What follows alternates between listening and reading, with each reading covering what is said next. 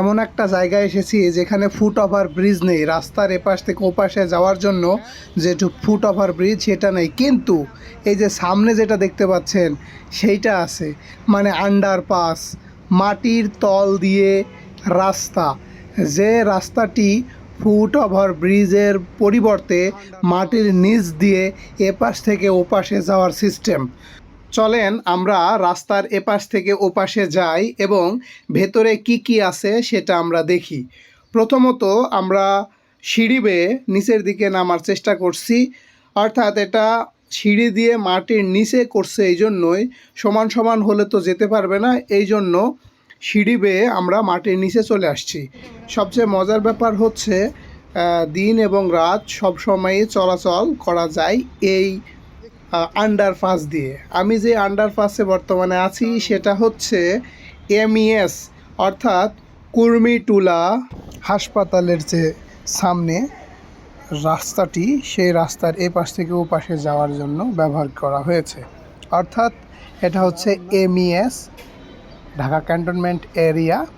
এবং সবচেয়ে মজার ব্যাপার হচ্ছে যে এই যে আমরা আন্ডারপাসের ভিতর দিয়ে এই পাশ থেকে ওই পাশে যাচ্ছি, টোটালটাই কিন্তু এয়ার কন্ডিশনিং করা। অর্থাৎ এখানে গরমের যে আবহাওয়া বা গরম, তীব্র গরমে যানজট একদম অতিষ্ঠ, এখানে কিন্তু সেই গরমটা আমরা লক্ষ্য করছি না, কারণ এখানে কিন্তু এসি বা এয়ার কন্ডিশনিং করা আছে। আমরা এ পাশ থেকে ও পাশে যাচ্ছি। আপনি ভেতরে আসলে এর দৃষ্টিনন্দন, এর যে চারপাশের কারুকার্য, ওপরের গ্লাস, সব কিছু দেখতে দেখতে কখন যে এপাশ থেকে ও পাশে চলে যাবেন বুঝতে পারবেন না।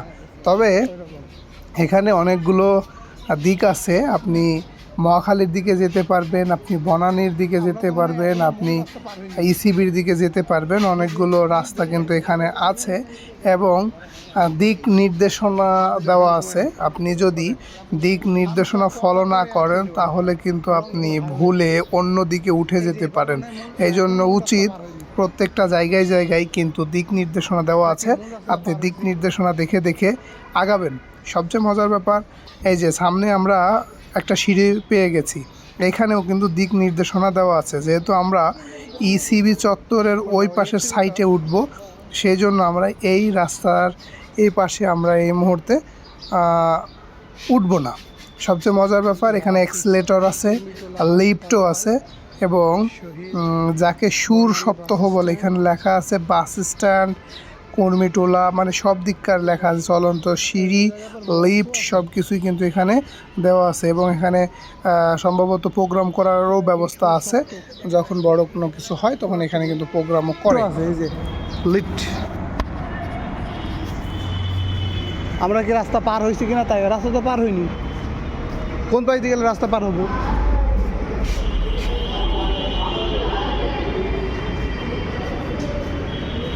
ওই দিন যে গেলেন রাস্তা যে পার হইলেন কোন পাশ দিয়ে? সকালবেলা এরকম